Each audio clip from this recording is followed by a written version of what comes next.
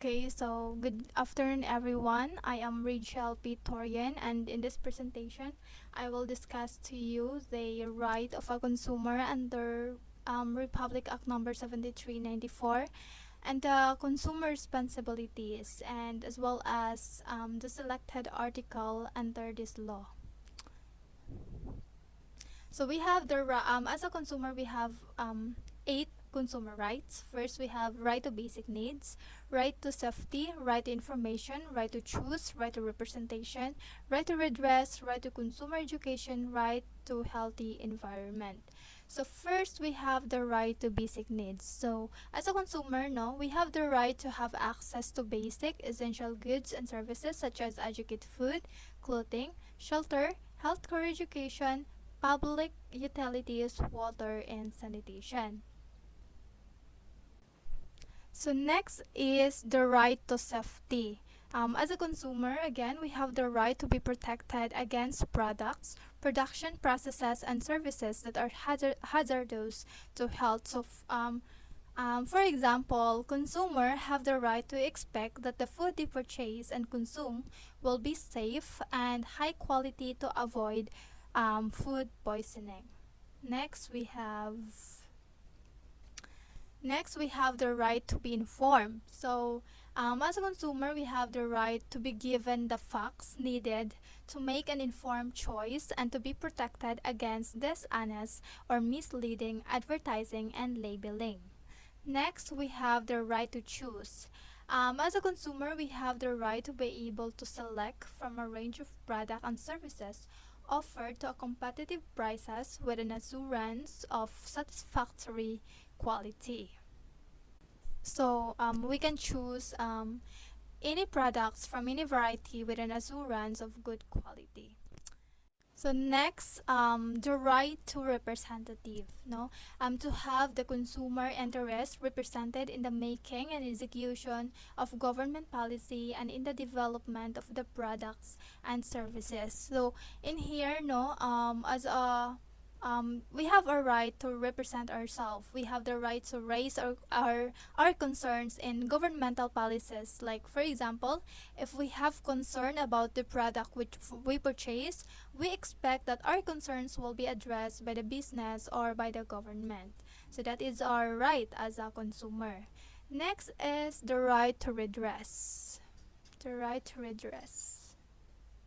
Okay, so as a consumer, we have the right to receive a fair settlement of just claims, including compensation for misinterpretation, shoddy goods, or unsatisfactory services. No.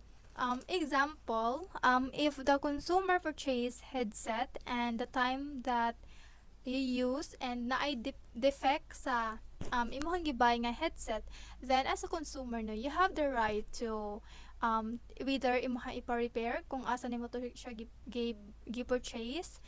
It can be muhang ipa-replace or imuhang kuhaon ng money refund. So you have the 3 hours right.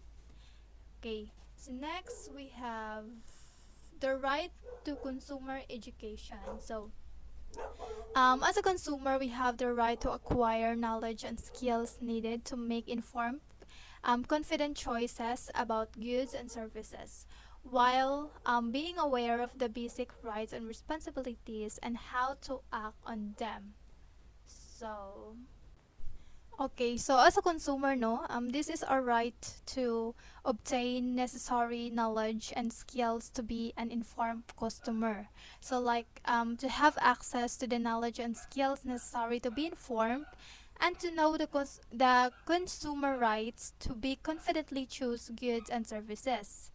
And that yeah, and the last one is the right to healthy environment. So to live and work in an environment that is non-threatening to the well-being of the present and the future generation.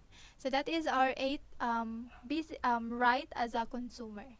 Next, we have the responsibilities. Now, as a consumer, we also have the responsibilities. So first, we have critical awareness. So this is the responsibility to be more alert and questionings about the use of and the price of the quality of good and services. So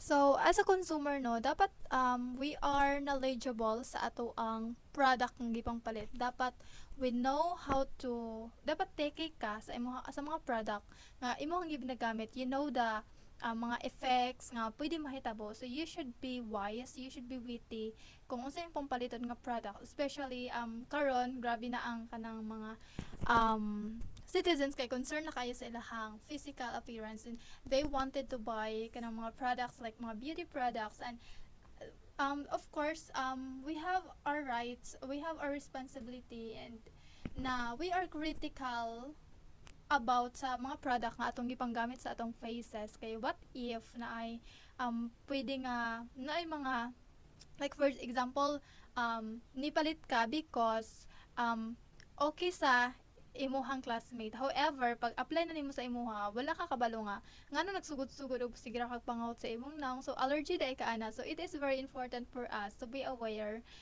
what are the kanang mga grounds. No, it's not a grounds. What are the things nga pwede mahitabo if we use a certain product. So this is our responsibility, no, as a consumer. Next, action. So the responsibility to assert ourselves and the act to ensure that we get a fair deal. Remember that as long as we remain passive consumer, we will continue to be exploited. Next is social concern. So this is the responsibility to be aware of the impact of our consumption on other citizens, especially to the poor, exploited, disadvantaged, mga powerless groups, whether in the local, national or international. So, in this responsibility, one of responsibility as a consumer, no, dapat ka ng concern ta sa impact sa ato ang consumption. So, if for example na ay rich and the poor, and then the rich is nasa lang mga party nga gihimo, and then and grabe kadaghan ilang for example lang niya, grabe kadaghan ilahang ang consumption gipang handa nga na nga party, and then there's na ka neighbor nga wala gigi kaon, grabe ka poor. So as dili siya ingon nga I think it is not written in any statutory law nga ilimit ka, pero as a consumer, no, we have a responsibility murag something nana sa ato ang kaugalingon nga concern ta kung unsang impact ani nga consumption, the number of our consumption, or the more nga atong i-increase atong consumption, what will be the impact sa katong uban, sa katong mga disadvantage, mga powerless people, katong mga poor of the poor. So we should also dili lang ta palit ng palit, dili ta consume ng consume. We have to think those naa sa disadvantage situations ato sa imuha. Next is the environmental awareness. So we have the responsibility to understand the environmental consequences of our consumption.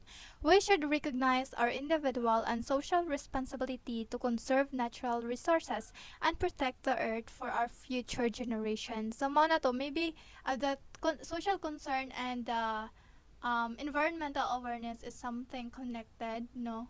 We should always think the impact of our consumption sa ato ang natural resources.